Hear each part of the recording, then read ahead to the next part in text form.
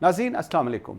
एक कौम की पहचान, एक तरफ एक रियासत है ईरान जो 35 दिन की जंग, मुसलसल बमबारी और दिहाइयों की पाबंदियों के बावजूद ना माली इमदाद मांगती है, ना खुराक और अद्वियात की अपील करती है, बल्कि अपने वसाइल से अवाम को रिलीफ देती है, मार्केट में एतमाद कायम रखती है और अपनी क़यादत को मैदान में अवाम के साथ खड़ा रखती है। वहाँ खौफ की बजाय मज़ाहमत है, इन्हिसार की बजाय खुददारी है और रियासती नज़्म इस हद तक फ़ाल है कि क़यादत खुद कीमतों की निगरानी करती है और हुकूमत अवाम से कटी हुई नहीं बल्कि उनके दरमियान मौजूद है।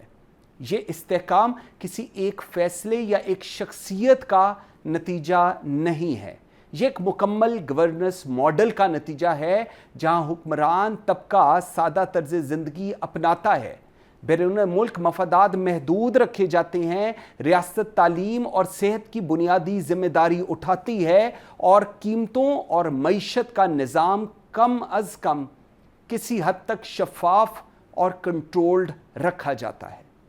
अब दूसरी तरफ अपनी हकीकत देखें, जहां मईशत मुसलसल कर्ज़ों, बेल आउट प्लान्स और बैरूनी शराइत पर खड़ी है, जहां पॉलिसी फैसले दाखिली ज़रूरत की बजाय आलमी मालियाती दबाव के ताबे हैं और जहां हुक्मरान तबका अपने असासों और मफादात को सरहदों से बाहर महफूज समझता है।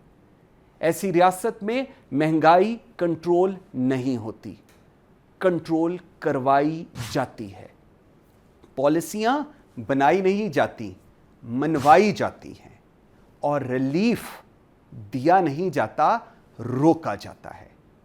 यही असल फाइनेंशियल ट्रैप है जिसमें हम लोग फंसे हुए हैं, जहां अगर आप आलमी निज़ाम की शराइत ना माने तो सरमाया रुक जाता है, असासे ख़तरे में पड़ जाते हैं और रियासती खुद मुख्तारी सुकड़ती चली जाती है। फ़र्क वसाइल का नहीं है नाज़रीन, फ़र्क कंट्रोल का है।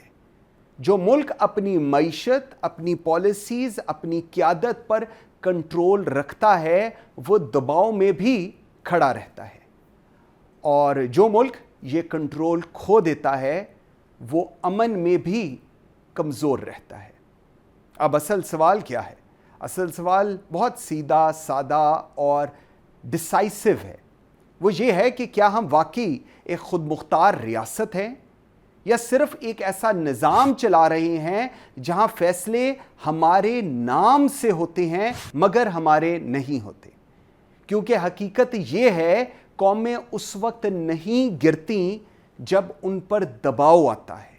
नाज़रीन, कौमें उस वक्त गिरती हैं जब उनका कंट्रोल उनके अपने हाथ में नहीं रहता।